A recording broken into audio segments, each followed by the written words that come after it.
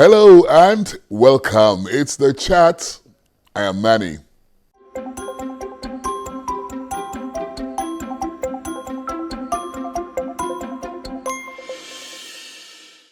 My guest is spectacular. He has climbed all mountains of sports in Nigeria and I suppose the sub-region, and he is still there.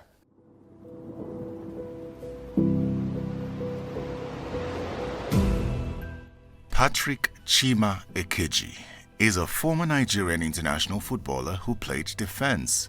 He was a coach, a reputable sports administrator, the former Director General of the defunct National Sports Commission, and currently the Deputy Chief of Staff to the Governor of Imo State. Born on the 11th of March 1951, Patrick attended St. Jude's Catholic Primary School, Mbise. His secondary school education was at the Holy Ghost College, Owerri, Imo State, and St. Gregory's College in Lagos. He obtained his first degree in physical education from the prestigious University of Nigeria, Nsukka. In 1980, he was faced with choosing to play with the national team or advancing his studies abroad on scholarship. He opted out from playing during the 12th African Cup of Nations and decided to journey to Frankfurt, where he obtained a master's degree in sports sciences from the University of Frankfurt, Germany. Popularly called Powerhouse in the sports circle, his footballing career is a mashup of stints with the Nigerian national team, where he played and later coached briefly in 1985. He played with the Green Eagles, Rangers of Enugu, and Vasco da Gama FC of Enugu. Patrick also played for the East Central State side. He was an integral part of the Green Eagles' first Africa Cup of Nations victory in 1980. Patrick took up the job of lecturing at the National Institute of Sports shortly after his National Youth Service Corps experience in 1979. He taught until 1985, when he threw in the towel after developing interest in coaching. He was appointed the Director of Sports in Imo State in 1993, the National Director of Sports at the National Sports Commission in 1994, Director of Sports Development in 2001, and became Director General of the National Sports Commission in 2009. He occupied this position until his retirement in 2013. Patrick Ekeji is married to Honorable Mrs. Ngozi Immaculata Ekeji, a former member of the Imo State House of Assembly, and their union has been a fruitful one with children.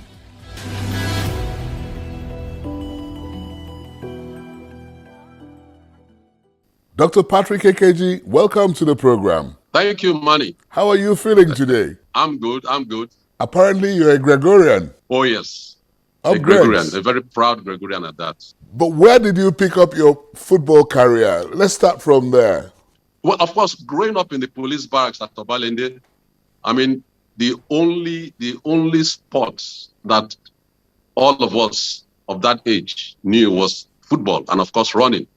And you did not you didn't stop playing there, did you? You went on to play, for the East Central State Academicals? Yes, sure. After the war. Okay. In 1971. Right. After the war, East Central State Academicals, and then, of course, East Central State Spartans, that was the East Central State team, to the first National Sports Festival in 1973. Of course, we won. East Central State Academicals in 1971, we won. And that was it. And then you continued playing football, did you not? Yeah, I continued playing football as fun, as an aside. Now, after 1971, I had already been identified by Vasco da Gama and Rangers. Jerry Yanzu was then the Director of Sports, East Central State. Igwe, AU OTG, and JB Ogufre were on the side of P&T Vasco da Gama. So they had seen me play for East Central State Academicals, and they went out for me. So after the victory of the East Central State Academicals, we were given scholarship from the classes where we were until wherever we wanted to take our education to. It now happened that the University of Nigeria Nsukka was not accredited to have chemical engineering. And so those of us that entered for chemical engineering as first choice were given our second choices. And my second choice was physical education. That's how I ended up going to read physical education.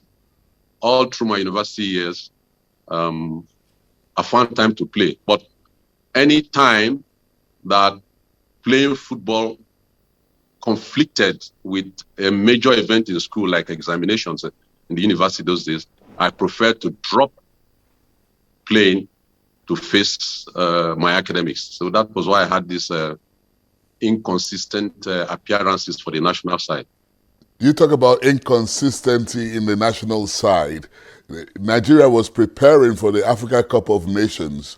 You were actively involved at the stage, and then suddenly you exited from the camp. What happened? Yeah, what happened was that I had a scholarship to go to Germany for a postgraduate. And I was supposed to have taken advantage of that in 1979. And then by 1980, it was going to be withdrawn if I did not take advantage of it. And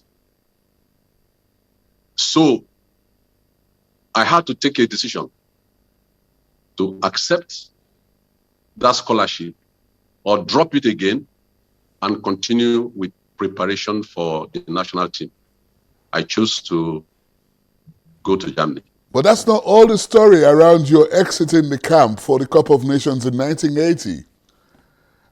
I understand you went to the coach, Otto Gloria, to say that you were decamping. Something kept pushing me to do what I did, confront the coach. So I went to the coach after one training in the evening because I had seen it as well. He had stopped using me during the training sessions. So I went to him and I told him, I said, Coach, I can see that you apparently don't have a room for me in the team anymore. That I'd really be glad if he asked me out of the team so that he would have no encumbrances in selecting his team. You know what he said? He said he understood the way I felt and he appreciated the fact that I came and expressed my desire. I said, if he doesn't think that I fit into this team anymore, then I'm prepared to go. That was exactly what happened. That was obviously the turning point, Patrick, of things to come for you, because you eventually ended up with a master's degree in sports, but lost out of the Cup Nation gold medal. Yes, and what happened was that when he gave me that window, we shook our hands and I told him, I wish you luck, I'm taking off. And I left. And 1 week after that, in January 1980, I went to Germany. And that was how it all started. Took advantage of that scholarship, did my postgraduate, and came back. Okay. If I had not had the opportunity, I wouldn't have had that chance to advance my education. Do you regret that decision? I don't. Did you come back to join the Eagles? Or what did you have to do? No. By the time I was going to Germany, I already had a job with the National Sports Commission. And that is because I ended my youth service with the National Sports Commission, specifically as a lecturer in the National Institute for Sports, as a youth corper. So, of course, this scholarship... Can I quickly ask, is there still a National Institute of Sports? There is, but it's just there in name, unfortunately. Oh, it's just a structure. Just a structure, as it were. But, of course, it has staff, but it's absolutely no longer what it was. And as far as I do know, what it should be doing is not what it is doing now. And then you Right. joined the National Institute of Sports and rose to become the director of sports. Yeah. Did you not? That that chart, I should say, or I would say, is a chart that was designed by God for me. Okay. I do not think that I would have risen and been what I am today if I did not follow that path. Because tried as much as I did, I wanted to be a doctor. I wanted to read medicine. I love that profession. Is that what your But father, is that what your parents wanted you to become, or what you particularly wanted to become? I just loved that profession. I just loved that job of being a doctor. Eventually, by God's providence, you became the director of sports, National Sports Commission. When did you take up that appointment? 1994. I was invited back, as a matter of fact, to come and accept the to come and accept that position as director of sports. You must have met some things there and improved on things there. What can you beat your chest about in your period as Director General of the National Sports Commission? Yes, the legacy that survives today. All right, one of the legacies that gave us, in fact, the success at the All Africa Games, the 8 All Africa Games, which we hosted, was the Team Nigeria concept that I developed and used to drive that campaign. What was the Team Nigeria concept about? The Team Nigeria concept was a strategy to market Team Nigeria, the Nigeria team, to the All Africa Games, right, as a brand. And the branding was so successful, the name was so successful that a whole lot of corporate Nigeria at that time identified with that name, Team Nigeria. And I tell you, we got so much support in cash and in kind, especially in kind. But that's interesting. It's interesting to hear you say you got so much support in cash and in kind, yet a lot of these sportsmen don't get, allowances when they're, called to camp. Well, one thing I know is that I can talk for myself, and I can talk for what I did or did not do while I was in charge of the future of our athletes. In the course of preparing for Games 1, Games 2, All Africa Games, while I was there, I ensured that every athlete and every technical official got what was due for him or her. Be careful, you're on national television. Yes, I am, of course I know. Got what was due to him or to her. I had zero tolerance for joking with athletes' dues. But of course, as an athlete yourself, you would have zero tolerance. In terms of participating in big competitions globally, is our problem money or lack of it? Or is it preparation or lack of it? All of it. The experience, and we keep experiencing it even up to today, sports is not provided with the financial and administrative support that it should have. If you want to win, if you want to produce a champion, you don't produce a champion using knee-jerk strategies to prepare. You don't produce a champion using it at all. You must identify a champion and then define his path. Support that path of preparation by appropriate funds. Pick a question. Number 2. Right, okay, read out the question and answer the question. What areas do you think the ministry of youth and sports can be improved. That's number Interestingly, two. I've been waiting for an answer to that. I've not quite seen anyone give me the true answer of improvement in our sports. So, as a former Director General, National Sports Commission, you have the answer. I think I do, yes, and I'm going to give it to you. Yeah. And I have canvassed this for a long time. Yes. The return of the National Sports Commission by an act of our National Assembly. And the reason is this. This today, very many aspects of governance are being professionalized. Our sports cannot get to the next levels if the National Sports Commission is not returned by an act of law. The National Sports Commission, you cannot produce a champion by a 1-month training. Neither can you produce a champion at continental levels or global levels by the way we do it in this country.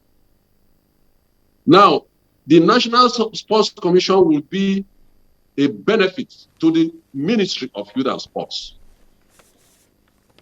And I have kept saying, return the National Sports Commission under the Ministry of Youth and Sports, so that Sports Commission will be the professional arm of the Ministry of Youth and Sports to handle sports development-related issues. Is that why we have not been performing at the Olympics?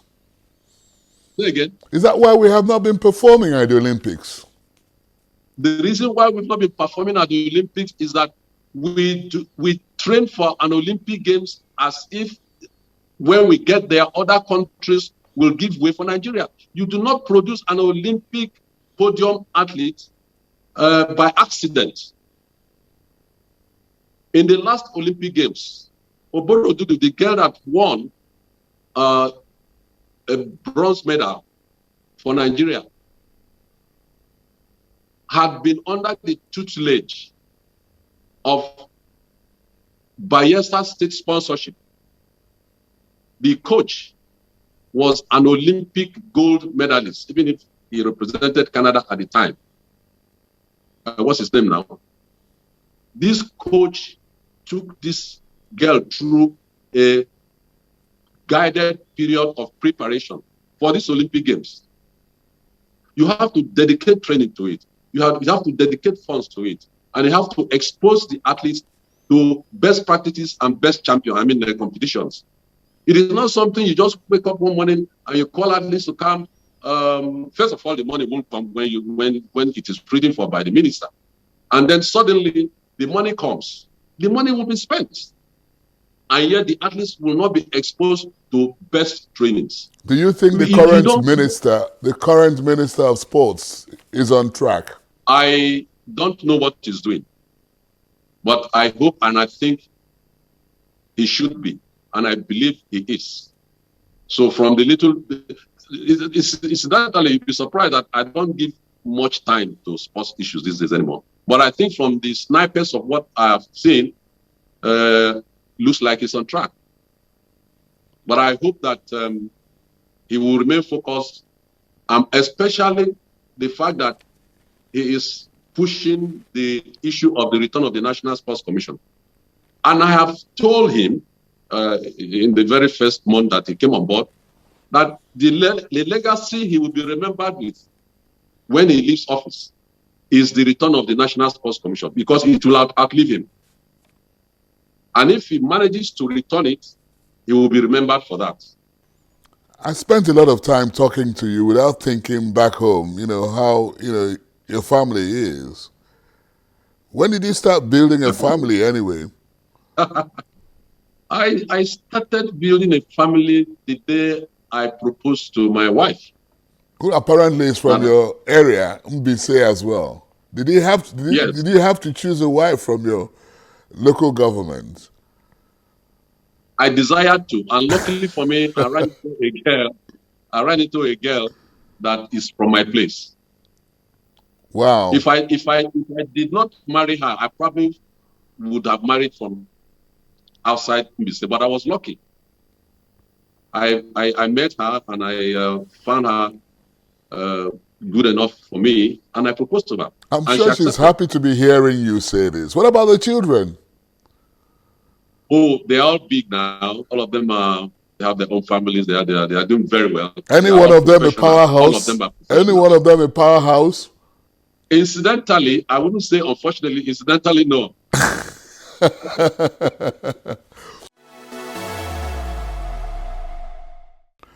We'll take you on a castaway journey. You know, outside your home, you go to an island for 10 days. What are the 5 most important things you take along with you? My dresses, most important one being my underwears. Okay. My dress. Now, of course, my towel. I don't use towels commonly. Yeah. My toothpaste and toothbrush. Okay. Right. That's and of course, toiletries, yeah? Yes. And of course, my glasses are part of me now. And I've got my some money. So you are 71, if I'm correct. Right. So what is left for you? Right. Are you coming up with any more surprises? Now I take joy in mentoring, encouraging younger people, and then of course one desire that I have now, since I'm back into government, is to support His Excellency, my governor, Opus Odema, with my experience in whichever way to ensure that he delivers the dividends of democracy. And I can tell you, and I will tell you, he is a God-sent governor for Imo State at this point in time. Really? He's a God-sent governor at this point in time, yes. I can tell you that not because I'm not, of course, I'm not a psychopath. I'm not, I cannot be. But I tell you, he is the man that Imo State needs at this time as governor. What about you? What annoys you about Nigeria? Politically, we are not sincere to ourselves. Okay. If we are not sincere to ourselves, if we are sincere to ourselves, I think the matter of discussing the best, political best for us would not have the shades of opposition that it's having. We need to really ask ourselves if the structure that we are having now is best for us. On that note, Powerhouse, thank you for all your contributions in this discussion. It's been nice talking with you, Dr. Patrick Ekeji. Thank you. I'm good to know that you're partnering with your governor in Imo State to do your best. Thank you very much. And that's how it's been on The Chat this week with Dr. Patrick Ekeji. I am Manny. See you again. The Chat is produced by Channels Television. You can watch it again online. Just visit our social media platforms, YouTube, Facebook.